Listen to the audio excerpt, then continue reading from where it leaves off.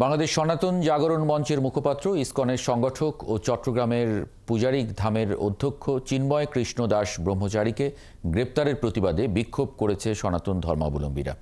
সন্ধ্যায় চট্টগ্রামের চেরাগি পাহাড় মোড়ে জড়ো হয়ে এই কর্মসূচি পালন করেন তারা। এ সময় তারা চিন্ময় কৃষ্ণ দাসের মুক্তির দাবি করেন। অবিলম্বে মুক্তি না দিলে কঠোর কর্মসূচির হুঁশিয়ারিও দেন তারা। এর আগে বিকেলে ঢাকা বিমানবন্দর থেকে চিন্ময় কৃষ্ণ দাস ব্রহ্মচারীকে গ্রেপ্তার করা হয়। পতাকা লাগানোর ঘটনায় চিন্ময় প্রভু সহ আমাদের 19 জন সমন্বয়ককে মিথ্যা মামলা দিয়ে হয়রানি করেছেন এবং হাজারীগঞ্জের ঘটনায় চিন্ময় প্রভু কোনো জড়িত নাই, এটা তো ওনাকে মামলা দিয়ে বিভিন্নভাবে প্রশাসনিক হয়রানি করেছেন। অনেকগুলো কর্মসূচি আমাদের হয়েছে। দেশ জাতি মানুষের জানমালের কোনো জায়গার জন্য এটা প্রতিবন্ধকতা তৈরি করেনি। আমাদের শান্তিপূর্ণ কর্মসূচি যাতে অব্যাহত থাকে সেজন্য আমরা সহায়তা চাচ্ছি এবং আমাদের যে 8 দফা দাবি আদায়ের জন্য এই 8 দফা দাবির বিষয়ে প্রশাসন থেকে যে আলোচনা চলমান ছিল সেই আলোচনা যাতে নিরবচ্ছিন্নভাবে চলতে পারে, যতটুকু সম্ভব ওনারা করবেন। আইপিএলের গেল মৌসুমে চেন্নাইয়ের ভক্তদের ভালোবাসা সিক্ত হয়েছিলেন মুস্তাফিজ। তাকে আবার ফিরে পাবার আশা করেছিলেন সমর্থকরা। 9 ম্যাচে 14 উইকেট নিয়ে মাঝপথেই ফিরতে হয়েছিল মুস্তাফিজকে। এবার সেই ফিজকে আর দলেই নিল না চেন্নাই। অনুবাপী রিপোর্ট। মনে ছিল বিষণ্ণতার মেঘ, বিদায়ের বিচ্ছেদে ঝরবে বৃষ্টি। ফিজকে ফিরতে হয়েছিল সময়ের আগে। একদিকে যখন মাতৃভূমির টান, অন্যদিকে তখন সর্বোচ্চ উইকেট শিকারে তৈরি হয়েছিল পার্পেল ক্যাপ ছোঁয়ার ক্ষণ। দোটানার দোলাচল চলছিল ফিজের মনে। বাংলার এই ক্রিকেটারকে গেল আসরের আইপিএলে এভাবেই বিদায় দিয়েছিল চেন্নাইয়ের সমর্থকরা। Mustafir is a wonderful player. He's a great find for IPL and wishing him all the best. He's done very well. Thanks for your great bowling, Mustafir. We love you. Thank you. Mustafir is the good line and length. Dead over is very wonderful performance. চলতি বছরের আইপিএলে শুরুর 6 match খেলে 11 wicket নেয়া মুস্তাফিজ শুরুর দিকে টানা কয়েক ম্যাচে ছিলেন চলতি আসরের সর্বোচ্চ উইকেট শিকারী বোলার। যদিও পরে সেই ছন্দে ভাটা পড়েছে, তবুও ফিজি ধোনির চেন্নাইয়ের বোলিংয়ের নিয়মিত মুখ। তাকে পেতেই ধোনি ছিলেন উন্মুখ। যেখানে শুরুতে ফিজের ধোনির দলের মূল একাদশে জায়গা পাওয়া নিয়েই ছিল সংশয়, সেই শঙ্কাকে পাশ কাটিয়ে বলের তোপে ফিজ করেছিলেন চেন্নাইয়ের মন জয়। Doing that role amazing for the team, and also he's an excellent fielder, so I think we'll be missing a fielder and a death bowler for CSK. Great job. In fact, he's been bowling consistently, barring one match where he didn't bowl. But I think we will definitely miss him in the team in the matches to come. Mustafizur is bowling very well in this IPL season. He's having a good pace. গেল IPL শুরুর আগেও যারা মোস্তাফিজের শেষ দেখেছিলেন, টেনেছিলেন ফিজের cricket ক্যারিয়ারের জবনিকা পাঠ, তারাই হয়েছিলেন ফিজের প্রশংসায় পঞ্চমুখ। ঘুরিয়ে দিয়েছিলেন উল্টো হাত। সময়ের সিদ্ধান্ত মেনে মাঝ পথেই ছেড়ে আসতে হয়েছিল মহেন্দ্র সিং ধোনির হাত। 9 ম্যাচে 14 উইকেট নেওয়া ফিজকে আবার ফিরে পেতে চেয়েছিল চেন্নাইয়ের সমর্থকরা, তবে সেই আশায় গুড়ে বালি। And he bowled a nice maiden over to today. Yes. He's a very good purple cap contender, but we'll miss him. In the upcoming seasons, we'll have him. And classic bowler, all-time legend. Definitely gonna miss him, but then next season he's gonna be back. Mustafizur, we will miss you. Hope you will come back again. ধোনির Chennai super Kings তো নয়, এবারের আইপিএলে দলই পেলেন না বাংলার মোস্তাফিজ। অর্ণব বাপি, 71। Tiger ভক্তদের প্রত্যাশা ছিল অনেক। কলকাতার তাঁবুতে সুযোগ পেলে রিশাদ নিজেও আনন্দে আত্মহারা হতেন, কিন্তু সব স্বপ্ন ভেঙে গেছে। আইপিএল এর নিলামে কেউই আগ্রহ দেখায়নি।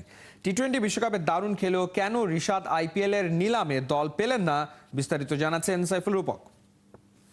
মনে মনে ভাবলাম চেন্নাই, আমার এখন হলো অন্য টিম, তাহলে তো আমার মনটা খারাপ হচ্ছে। রিশাদের মন ভেঙে দিল আইপিএল এর মালিকরা। বাংলাদেশি ক্রিকেটার বলেই কি সবার এমন অবহেলা?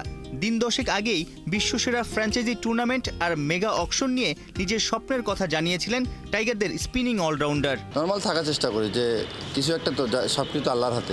কোন আইপিএল টিম আপনার পছন্দ? এত বছর ধরে খেলা দেখছেন। এরকম স্পেসিফিক কোনো টিম করি নাই। এখন মনে করি আমি মনে মনে ভাবলাম চেন্নাই, আমার এখন হলো অন্য টিম, তাহলে তো আমার মনটা খারাপ হচ্ছে। আমি কোনো কিছু না আসলে ফেভারিট নর্মালি কলকাতা টিমের ভালো লাগে আর কি। শাহরুখ খান না, আমার কলকাতার সাকিব ভাই খেলছে, লিটন দা খেলছে। ঋষাদ হয়তো ভেবেছিলেন গেল টি-20 বিশ্বকাপের পারফরমেন্স দিয়েই আইপিএল কন্ট্রাক্ট পেয়ে যাবেন। আমেরিকার ওয়েস্ট ইন্ডিজের আসরে বাংলাদেশের পক্ষে সবচেয়ে বেশি 14 উইকেট নিয়েছিলেন, কিন্তু ঋষাদকে ব্যাকফুটে ঠেলে দেয় অক্টোবরের ভারত সফর। 3 টি-20তেই প্রত্যাশা মেটাতে ব্যর্থ। শেষ ম্যাচে সঞ্জু স্যামসনের ধোলাই হয়তো কেউই ভোলেনি। 1 ওভারে 5 ছক্কা খেয়েছিলেন বাংলার লেগে। নিশ্চিত করেই বলা যায় অমন পারফরমেন্সের একটা নেগেটিভ ইম্প্যাক্ট পড়েছে এবারের আইপিএল নিলামে। 6 ফুট 3 ইঞ্চির মতো উচ্চতা, লাইন লেন্থও মন্দ নয়, যদিও এখনও গুগলিটা খুব একটা আয়ত্তে আনতে পারেননি ঋষাদ হোসেন। ভ্যারিয়েশনের ঘাটতির কারণে টার্নিং কিংবা স্পিন বান্ধব পিচ ছাড়া তার পক্ষে ভালো পারফর্ম করাটাও কঠিন। এইসব চিন্তা থেকেই হয়তো আইপিএল ফ্র্যাঞ্চাইজিগুলোর থিঙ্ক ট্যাঙ্করা ঋষাদকে নিয়ে আগ্রহ দেখায়নি।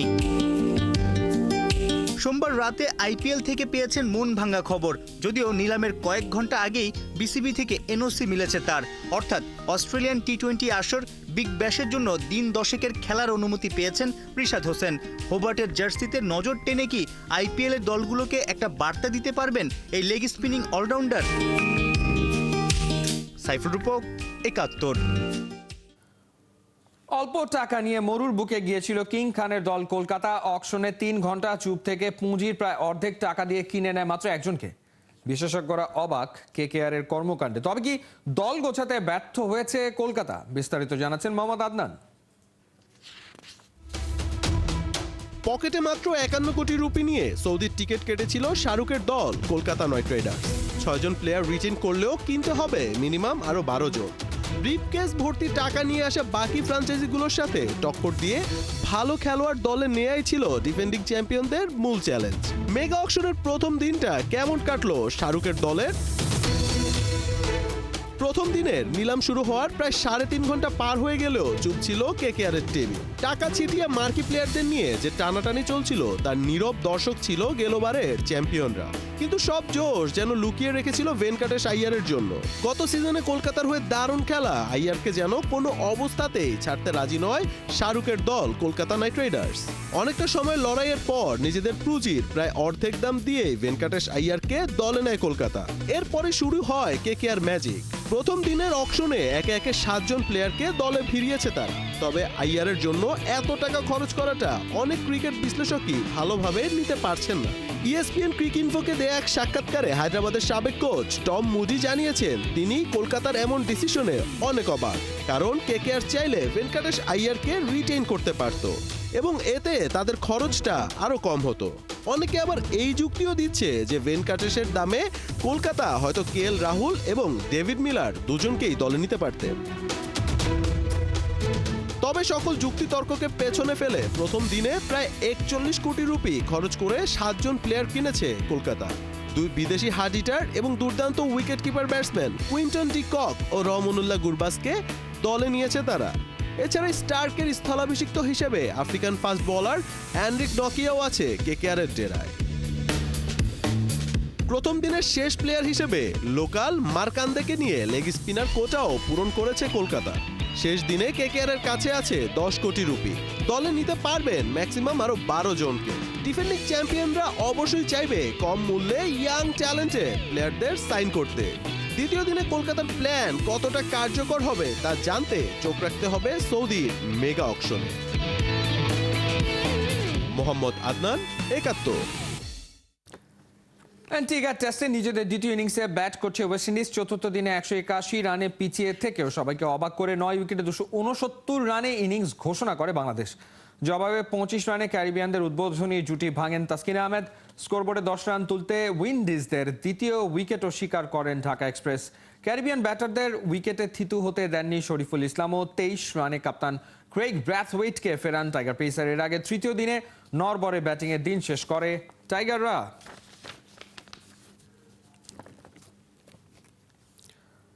বাফুফের ডিসিপ্লিনারি কমিটিতে উঠছে চ্যালেঞ্জ কাপ ফাইনাল চলাকালীন স্মোকি উড়িয়ে মারার ঘটনা।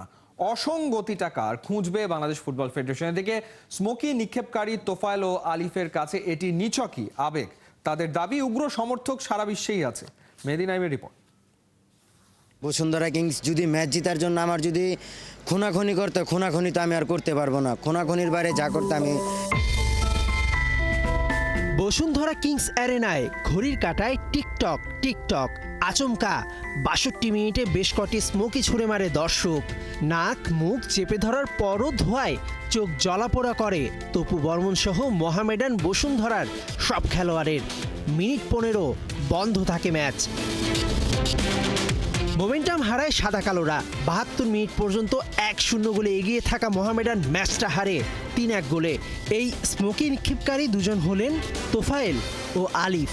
খেলা যোগের কাছে জানান অমনটা করার কারণ। কি চিন্তা করে তখন ফ্ল্যাটটা মেরেছিলেন? আমাদের হোম ভেন্যু যেই বসুন্ধরা কিংস অ্যারেনা, আগে পরে মোহনবাগান আসছে আমাদের হারাইতে পারে নাই, ওড়িশা আসছে আমাদেরকে হারাতে পারে না। তো সাউথ এশিয়ার বিগ বিগ টিম আইসা এই মাঠে আমাদেরকে হারাতে পারে না। তো এক কথা এটা বলতে গেলে আমাদের জমিদারি ছিল। আমি ৫৫ মিনিট থেকে আমি এই চিন্তাটা করছি যে যদি ৬০ মিনিট পর্যন্ত আমরা কোনো গোল দিতে না পারি তাহলে আমি এই কাজটা করব। তো ৬২ মিনিটে তখন আমরা ফ্লেয়ারটা অ্যারেনার ভিতরে মারছি। তো ওটা মারার কারণে হয়তো মোহামেডান ক্লাবের প্লেয়ার অনেকজনেরই খেলার মোমেন্টাম নষ্ট হয়েছে। হাফ টাইমের পরে আমাদের এরকম একটা পরিকল্পনা হয়েছিল যে আমরা যদি স্মোক মারি, মানে কথা হলো আমাদের মানে এটা হোম গ্রাউন্ড, তো আমরা হোম গ্রাউন্ডে একটা অ্যাডভান্টেজ সবসময় সব ক্লাবই নিয়ে থাকে। ক্লাবকে নিয়ে ভক্তদের এমন উন্মাদনা দেশের প্রাণহীন ফুটবলে নতুন করে প্রাণ দিচ্ছে। যখন বসুন্ধরা কিংসে আইনশৃঙ্খলা কর্তৃপক্ষ আপনাকে ধরে যখন এইটা মারার জন্য, তখন আসলে কি একটু ভয় কাজ করছিল? আসলে আমার মধ্যে কোনো ভয় কাজ করে না। যদি আমাকে জেলে নিত আমার কোনো আই হ্যাভ ডাজন্ট ম্যাটার। এটা আমার কোনো, বসুন্ধরা যদি জিততো তাহলে আমার ১ মাস যদি জেলে রাখতো আমার কোনো কষ্ট থাকতো না। আমি জেলখানায় বসে আমি এনজয় করতাম। তখন আইন শৃঙ্খলা আমাদের ধরেছিল, তো আমরা মাঠের বাইরে আমাদের নিয়ে গেছিলো। তো আমরা তারপর ১ গোল যখন আমরা যখন ১ গোলের জন্য ইকুয়ালাইজার হয় তখন আমরা আবার মাঠে ঢুকেছিলাম। ফিফার আন্তর্জাতিক ম্যাচে এ ধরনের স্মোকি নিয়ে প্রবেশ করার অনুমতি না থাকলেও ঘরোয়া ফুটবল ম্যাচে আছে। এই ঘটনার পর নড়ে চড়ে বসেছে বাফুফে। ডিসিপ্লিনারি কমিটিতে নিশ্চিতভাবেই উঠছে, তদন্তে শেষে আসবে সিদ্ধান্ত। বাফুফের ডিসিপ্লিনারি কমিটি শীঘ্রই সেটা নিয়ে তদন্তে নামছে এবং যদি কোনো কারণে এটা অসঙ্গতি পায় তবে বসুন্ধরা কিংস শাস্তি পেতেও পারে। এখনও কনফার্ম না সেটা, যদি পায় আপনার কারণে, সেজন্য আপনার মধ্যে কোনো কিছু গিল্টি ফিল হবে কিনা? দেখুন, এই যে আমরা যে কাজটা করেছি এটা আমরা আমাদের ক্লাবের প্রতি ভালোবাসা থেকে করেছি। তো আমরা এই কাজটা করাতে আমরা খেলার মোমেন্টামটাও চেঞ্জ করে ফেলেছি। আমরা এই ম্যাচটা জিতেছি মূলত আমরা এই কাজটা করার জন্যই। তো এটা গিল্টি ফিল করার কোনো বিষয় আমি অন্তত মনে করি না। এটা উড়ানোর সময় আমাদের চোখে অনেক সমস্যা হয়। আবেগের বশে ভক্তদের এমন কাণ্ড ফুটবল বিশ্বে ঘটে অহরহ। তবে ফুটবলাররা ক্ষতিগ্রস্ত না হয় সেদিকটাতেও থাকতে হবে সতর্ক। তাই চলতি মৌসুমে ঘরোয়া লিগেও এমন স্মোকি নিয়ে মাঠে ঢোকা নিয়ে আসতে পারে নিষেধাজ্ঞা। মেহেদী নাইম, ৭১। লিওনেল মেসিকে ফুটসালেই মানায়, প্রফেশনাল ফুটবলের কোনো স্কিলই নেই মেসির, এমন বিস্ফোরক মন্তব্য করে বসলেন বার্সার বয়সভিত্তিক দলের সাবেক কোচ। এলেমটেন ডেল বার্সা নামের একটি শোতে বিশ্বসেরা এই ফুটবলারকে নিয়ে বিতর্কিত সব কথা বলেন রুডলফো বরেল। আর এসব ঘটনা ফাঁস করে দিয়েছেন মেসির সাথে এক সময় ট্রেনিং করা ক্রিশ্চিয়ান হার্নান্দেজ। বরেল বার্সার ইউথ টিমকে কোচিং করাতেন, সে সময় তিনি মেসিকে খুব একটা পছন্দ করতেন না। ম্যানেজমেন্টকে বলতেন বার্সেলোনার জন্য মেসি ঠিকঠাক পছন্দ নয়। মেসির স্কিল নাকি ফুটসাল প্লেয়ারদের সাথেই বেশি মানানসই, অথচ এই মেসি এখন বার্সেলোনার সর্বকালের সেরা ফুটবলার। বার্সার হয়ে ৭৭৮ ম্যাচ খেলে গোল করেছেন ৬৭২টি। পিএসজি, আর্জেন্টিনা আর এখন ইন্টার মায়ামি, যখন যে জার্সিতে মেসি নামেন মাঠে তৈরি হয় মেসি মোমেন্টস।